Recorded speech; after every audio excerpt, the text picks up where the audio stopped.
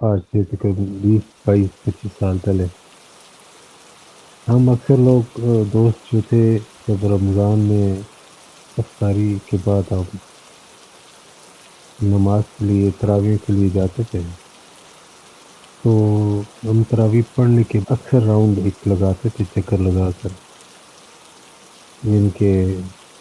ایک تو واک ہو جاتی تھی دوسرا ہم نے جو کھانا کھایا ہوا تھا افطاری کا وہ ہضم ہو جاتا تھا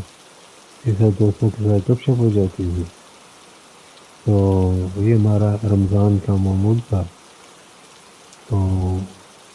ایک ونس پار ٹائم ایک دفعہ ہم افطاری کے بعد نماز کے لیے تراویح پڑھی اور اس کے بعد ہم واک کرنے جا رہے تھے تو اصل میں ہم اکثر شہر کی طرف جاتے تھے وہاں کیفی ہوتی تھی ووڈ لگ کو دوسری تیسری وہاں ہم گپ شپ لگاتے تھے لیکن اس دن ہم نہیں گئے تھے اس دن ہم چلے گئے تھے اس سائڈ پہ شملہ پہاڑی والی سائڈ پہ ایک قبرستان ہے یعنی کہ جہاں پہ گوروں کا قبرستان تھا کسی زمانے میں بہت پرانا قبرستان تھا تو ہم اس سائڈ پہ ویران راستے سے 3 دوست سے جا رہے تھے تو ایسی ویران سی سڑک تھی گھر بھی بہت کم تھے اور جھاڑیاں پتے اور درخت یہ بہت زیادہ تھے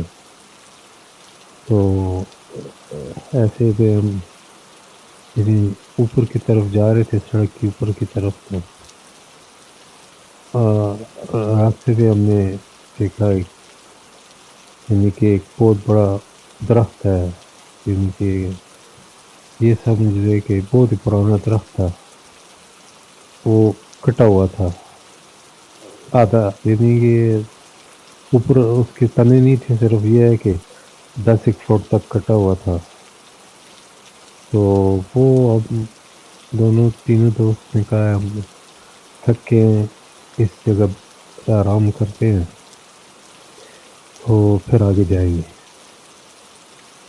میں نے کہا چلے جیسے آپ کی مرضی میں بھی تھک گیا تھا کیونکہ وہ سڑک ایسی ویران سنسان لمبی اور جیسا کہ یعنی کوئی اتنی آبادی بھی نہیں تھی اس وقت کدھر آبادی تھی بہت کم آبادی تھی تو ہم چلے گئے جناب ہم بیٹھے ہوئے تھے تو تقریباً 10 1 منٹ بیٹھے ہم تو ہم نے کہا ہم چلتے ہیں نا لیکن مجھے کوئی ایسا محسوس ہو رہا تھا یار ہمارے پیچھے کوئی ایسی چیز ہے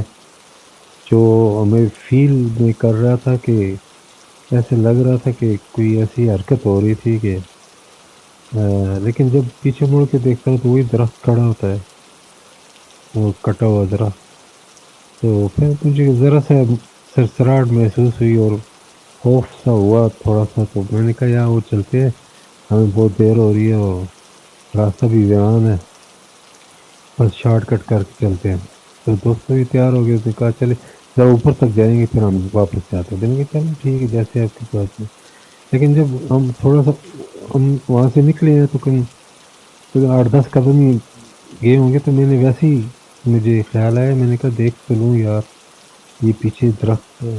کتنا بڑا ہے کتنے میں ویسے ہی اپنے ذہن میں تھا کہ میں نے کہا چیک کروں لیکن جہاں درخت نہیں تھا ایک برقعے والی عورت تھی وہاں وہ مجھے یاد ہے کہ وہ برقعے والی عورت تھی اسی درخت کے جہاں درخت تھا اسی درخت کے پاس وہ برقعے والی عورت تھی تو جب میں نے پیچھے مڑ کے دیکھا تو یار میں نے دوستوں کو کہا یار ہاتھ میں تمہارے کوئی سگریٹ ہے کوئی ایسی چیز لائٹ ہے وہ لگاؤ پیچھے دیکھو وہ ایک عورت ہے وہ مجھے شک ہے کہ یہ عورت نہیں ہو سکتی یہ کوئی ایسی ڈراؤنی قسم کی بلا ہے یا کچھ بھی ہو سکتا ہے لیکن کوشش کرو یار یہاں سے بھاگو تو انہوں نے بھی دیکھا تو انہیں بھی ڈر خوف محسوس ہوا تو ہم بجائے سیدھا راستہ چلنے کے ہم پھر اوپر کی طرف گئے جب اوپر گئے تو پیچھے سے بھی مڑ کے دیکھا تو وہ ہمارے پیچھے پیچھے ایسا ایسا آ رہی تھی کبھی دائیں کبھی بائیں جب تو یقین کریں آگے ہم جب وہ آگے تک گئے تھوڑا سا آگے گئے تو وہ اپنے گھر کی لائٹیں محسوس ہوئی لائٹ وہاں 2 3 بندے کھڑے تھے ہم نے کہا یار وہ دیکھے ہمیں کچھ ہمارے پیچھے ہے ایسی کوئی محسوس ہو رہا ہے کہ ہمارے پیچھے کوئی ہے ایسی. انہوں نے کہا تم ویران راستے میں آدھی رات کو کیوں آئے ہو؟ 12 بجے کا ٹائم تھا، تقریباً 11:45. ہم نے کہا جی، کہتے ہیں آپ یہ ایک ٹارچ ہے، یہ ٹارچ لے لیں، ٹھیک ہے میں آپ کو وہاں تک چھوڑ کر آ جاتا ہوں، آپ میرے ساتھ آ جائیں. تو تھوڑا تقریباً 15 منٹ ہمارے ساتھ وہ بیچارہ ہیلپ کرنے کے لیے. انہوں نے کہا یہاں اکثر یہ چیزیں پائی جاتی ہیں تو آپ کو رات کو نہیں آنا چاہیے. تو یقین کریں جب ہم جلدی وہاں سے اپنے گھر کی طرف پہنچے ہیں تو ہم نے بجائے ہمارے پسینے ہی نہیں ختم ہو رہے تھے، وہ پھر والدہ کو بتایا تھا. انہوں نے کہا کیوں کہ تم نے غلطی کی ہے، تم توبہ کرو. میں نے کہا پھر والدہ کے سامنے میں نے کہا رات کو میں کبھی نہیں جاتا ہوں. وہ انسان کے اندر خوف محسوس ہوا. تو دو دوست تھے وہ بھی ڈر گئے بیچارے، پریشان ہو گئے.